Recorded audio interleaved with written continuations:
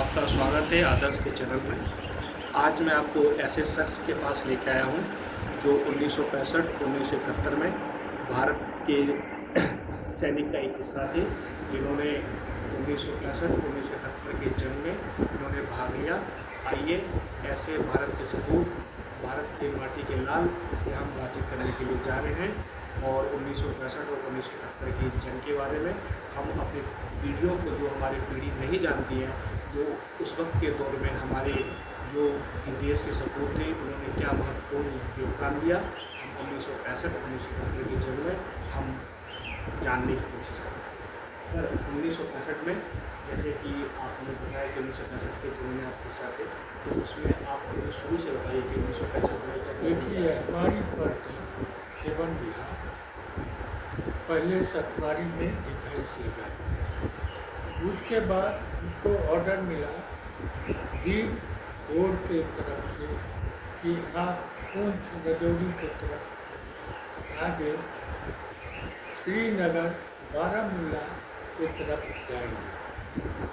वहाँ पोस्ट पकड़ा और लड़ाई की शुरुआत हुई। उस टाइम 16 अगस्त से लड़ाई शुरू हो गई और 6 सितंबर उसमें हमारी पलटन रेजिमेंट लाहौर तक गया और वहाँ जब जीत गया तो लाल बहादुर शास्त्री थे हमारे प्रधानमंत्री, तो उनको ताशकंद में गए, समझौता इस सब कुछ हुआ। उसके बाद हमारी पलटन फिर वहाँ से कुछ दिन बाद फिर जम्मू नगरौटा के तरफ आया, 5 दिन के अंदर में आया। फिर वहाँ से फिर कुछ दिन के बाद लड़ाई समाप्त हो गया, सब कुछ हो गया। तो झंगर एरिया में नौशेरा और झंगर के बीच में हमारा यूनिट डिफेंस लगा, पोस्ट पकड़ा और वहाँ से जब आया तो लड़ाई तो वहीं ख़त्म हो गया। उसके बाद आया कलकत्ता, बारिकपुर में रहा हमारी यूनिट। वहाँ से फिर चला, हमारी यूनिट को पोस्टिंग हो गया नागालैंड से फिर हमारी यूनिट गच्छम और रूपा के पोस्ट चाइना हो गई। वहाँ से फिर इसको हुआ कि फिर कहाँ जाएगा, फिर आया गया से हाँ उस टाइम हुआ और वहाँ से नागालैंड गया। नागालैंड में हम लोग को आदेश मिला कि आप लोग जाएंगे एक्सरसाइज। रातों रात उतरा। जब हम पाकिस्तान के अंदर घुसे तब हम लोग को पता चला कि अब लड़ाई में लोग जा रहे। जमालपुर जब पहुँचे तो हमारी सेना ब्रिगेड जीप सब नाव से क्रॉस किया और डिफेंस लगाया। वहाँ पर पाकिस्तान का ब्रह्मपुत्र नदी के किनारे वह डिफेंस लगाया। वह डिफेंस के अंदर हमारी फौज गया और उसको तोड़ फोड़ किया, बहुत उसका टैंक बर्बाद किया, सब कुछ किया। उसके बाद हमारी फौज फिर वहाँ ब्रह्मपुत्र में जाकर फिर डिफेंस लगा के किनारे लगा के फिर इसको आदेश दिया कि आप आगे बढ़िए। फिर आगे बढ़े तब तक लड़ाई सीज़फायर हो गई। पाकिस्तान का सब कुछ कट गया, एयरलाइन कम्युनिकेशन टूट गया, पैदल का टूट गया, सब उनका ठप हो गया। तो आप ये कहना चाहते हैं कि हमारे भारत के सैनिक ने मतलब पाकिस्तान के जो आर्मी थे उनके जो वहाँ पे सेट उन्होंने बनाया हुआ था, सब कुछ उनको मतलब कहने का मतलब उनके डिफेंस सिस्टम को सब उन्होंने मतलब उनका जितना चीज वो ब्रह्मपुत्र के किनारे वो डिफेंस लगाया, उस डिफेंस में हमारी और गवर्नमेंट, हिंदुस्तान का जो गवर्नमेंट वह सब बहुत 32 गार्ड जो था उसका कैजुअलिटी काफ़ी। अच्छा, मैं एक चीज़ जैसे कि मैं ये जानना चाहता हूँ, जैसे कि जो 1965 की वार हुई तो हमारी जो आर्मी की जो स्थिति थी, हमारे पास जो हथियार थे, तो क्या हमारे पास उस समय में एडवांस हथियार थे जिससे कि हम अपने सामने वाले जो भी थे के दुश्मन उसको हमने मुंह तोड़ जवाब दिया? इस तरह के सारे हथियार थे हमारे पास 1965 के वार में हमारे पास? वो सब हथियार था हमारे पास, ऑटोमेटिक। 62 के लड़ाई में हमारे पास 3 नोट राइफल था, मार्क 4 था, मार्क 4 हमारे पास। 62 से पहले हमारे पास ये था। हमारा सैनिक, हम उस टाइम में सर्विस में नहीं थे। 1965 में हमारी आर्मी बहुत स्ट्रॉन्ग थी, हमारे पास जितने एडवांस हथियार थे वो सब हमारे पास थे, एडवांस थे, ठीक है। तो जैसे जैसे हमने वहाँ पे योजना बनाई, हमने कौन कौन से पाकिस्तान के ऐसे टैंक थे जिनको हमने भर्ती में मिला दिया, ऐसे कौन कौन से हमारे हथियार थे जिससे हमने उन पर अटैक किया? उनका कैसे टैंक किया? था, सर्वन टैंक था, बहुत टैंक। हमारा हिंदुस्तान उसका बहुत बर्बाद, हमारे यहाँ के आर्मी ने उनके टैंकों को सब बर्बाद कर दिया, सब कर दिए। ये और हमारे आर्मी की घोषणा थी। उस टाइम हमारे देश को, हिंदुस्तान को 2 भाग में लड़ना पड़ा। जब लाल बहादुर शास्त्री मर गए, प्राइम मिनिस्टर थे, वो जब मर गए तो प्राइम मिनिस्टर का चार्ज लिए इंदिरा गांधी, श्रीमती इंदिरा गांधी। इंदिरा गांधी जो लिए चार्ज, तो दोनों तरफ लड़ना पड़ा उनको।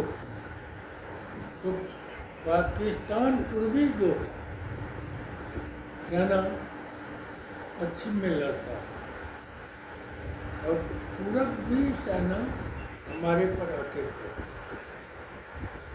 तो जब कहीं भी सेना जो है हमारी हिंदुस्तान कट्टर या अफसर या जवान सब लड़ने के लिए मुहताज रहा। आज भी हमारे प्राइम मिनिस्टर हैं, वो अगर कहें तो छक्का छुड़ा देंगे। आज हमारी सेना जो है बहादुर, इसलिए हमें अपने भारतीय सेना पर गर्व है। किसी भी स्थिति के अंदर, किसी भी मोर्चे पे हमारी सेना जो है जो भी भारत के खिलाफ आँख उठा के देखेगा उसके लिए आँख में आँख मिला के उसको देने के लिए जवाब तैयार है। देखिए हमारी सेना जो एयरफोर्स हो या नेवी या पैदल सेना, सबका तालमेल एक। अगर वो चाहेगा तो विश्व पर कब्जा कर सकता है। हमारे पास वो ताकत है। और 1965 की कुछ महत्वपूर्ण चीज़ें बताइए जो कि आने वाली पीढ़ी इस चीज़ को देख के सीखे कि हमारे पूर्वज भारत के सपूतों ने हमारे लिए, देश के लिए और आने वाली पीढ़ी के लिए जो एक महत्वपूर्ण कदम जो उठाया, उससे आने वाली पीढ़ी उससे क्या सीखे। तो 1965 में हमारे जो पूर्वज थे, हमारे सैनिक थे जो भारत के लिए उन्होंने संघर्ष किया, कुछ खास चीज़ें बताइए उसके अंदर उन्होंने क्या मतलब चीज़ें। वो जो हुआ 65 में, जो हमारा सैनिक जो लाहौर तक पहुंचा, उस टाइम हमारे लाल बहादुर शास्त्री थे प्रधानमंत्री। उनको ताशकंद में, नहीं कहना चाहता हूँ, उनको विष ला दिया। उस दिन से समझौता हुआ कि जो प्रधानमंत्री या राष्ट्रपति जाएंगे विदेश, उनका लश्कर जाएगा। लश्कर का माने हुआ कि उनको खाने बनाने वाला, जो संरक्षण के शरीर का रक्षा करने वाला जो भी हो, भारतीय सेना हमारी सेना के साथ प्राइम मिनिस्टर हो या राष्ट्रपति हो, इन दोनों के साथ या मिनिस्टर कोई जाए किसी देश, हमारा सैनिक का गृह मंत्री हो और मंत्री जो जाएंगे तो उनके लिए सब चीज़ लश्कर जाएगा, खाना बनाने के लिए उनका सर, डॉक्टर, सब कुछ उनके साथ जाएगा। तभी वो अब किसी देश का खाना नहीं, अपना खाना खाए। उस दिन से आदेश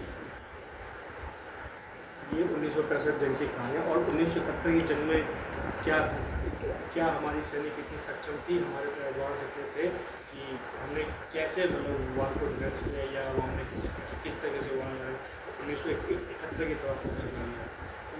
1971 में हमारे लेफ्टिनेंट जनरल आर्मी कमांडर वो मानिक साहब और पूर्वी कमान के कमांडर अजीत सिंह अरोड़ा, और दोनों हमारी सेना जिस तरह से हुआ पाकिस्तान को धमकी कर दी, टैंक भी था उसका, सबको बर्बाद। गार्ड बटालियन वो बिहार से ही गार्ड बटालियन 32 बना, बिहार रेजिमेंट से 32 गार्ड बना, वो भी बहुत सा वीर चक्र, परमवीर चक्र दिया, और बिहार रेजिमेंट 7 बिहार भी वीर चक्र लिया। आज हिंदुस्तान में हमारी भारत बिहार रेजिमेंट आज 4050 कम से कम 40 बटालियन बिहार रेजिमेंट। 1971 की कुछ ऐसे पल बताइए जहाँ पे हमारी भारतीय सेना बहुत आगे पहुँच गई थी, कुछ इस तरीके से जो हमारे चैनल को हमारे देश के युवा देख रहे हैं वो उस चीज़ से कुछ सीखने को मिले, इस तरीके से बताइए। जो आर्मी की कुछ बच्चे तैयारी कर रहे हैं कि वार के स्थिति में भारतीय सेना जो हर चीज़ में समकक्ष है, जितना आपको या किसी हर रूप में वो लड़ा, मुक्ति वाहिनी में लड़ा भारतीय सेना। ठीक जब वार डिक्लेयर हुआ तो अपना रूप बदल लिया। जो मुक्ति वाहिनी में थे हमारे भाई, वो सब अपना वस्त्र पहने, अपना ड्रेस और हथियार, उनके पास भी था हथियार, परंतु उनको फिर हथियार, बड़े बड़े हथियार उनको दिए और लड़ने के लिए तैयार। जैसे 1971 में वार हुई थी तो हमारा जैसे हमारे आर्मी के सोल्जर जब देश के लिए फाइट कर रहे थे तो उस वक्त खाने पीने का सप्लाई कैसे था, खाने पीने का सप्लाई देखिए नहीं पहुँच रहा था, या हमारे पास हथियार उस समय पे जो हमारी उस समय की रिक्वायरमेंट थी, जो हमें मोर्चा संभालने के लिए हथियार चाहिए था, वो हमें टाइम पे पहुँच रहा था नहीं पहुँच रहा था। वो चीज़ एक बार बताइए कि ये ऐसा था या नहीं था। वो चीज़ जो है हथियार सब चीज़ जो पीछे मेरे सपुतन बटालियन वो हमको कभी नहीं देता। हम जब वो आगे बढ़ गए तो हम उनको सपोर्ट करते, कवरिंग फायर हर चीज़ में देते। हमारी बटालियन या कोई भी बटालियन, इन्फेंट्री बटालियन, एक सपोर्टर, एक को सपोर्ट देगा, दूसरे को भी सपोर्ट देगा। हमारी आर्मी का एयरफोर्स हमारी बहुत ताकतशील है, जो कवरिंग फायर देता था। जहाँ हमें इन्फेंट्री बटालियन को ज़रूरत पड़ता था वो मेरे साथ उनके अफसर सब रहते थे। अच्छा, जैसे इसी होते ही जैसे कि वार का समय है और युद्ध हो रहा है, वहाँ पे गोली चल रही है, बारूद चल रही है, बम चल रहे हैं और उसमें से हमारे सैनिक घायल हो जाते हैं, हाँ। तो उसके लिए हमारी आर्मी का क्या प्लान रहता है कि जो हमारे सोल्जर हमारे देखिए हमारे पीछे हर बटालियन सपोर्टर है, बनियर हो, इंजीनियर हो, आर्टिलरी हो, आर्मट हो, 42 बटालियन हमारा सब है, मेडिकल हो, ये सब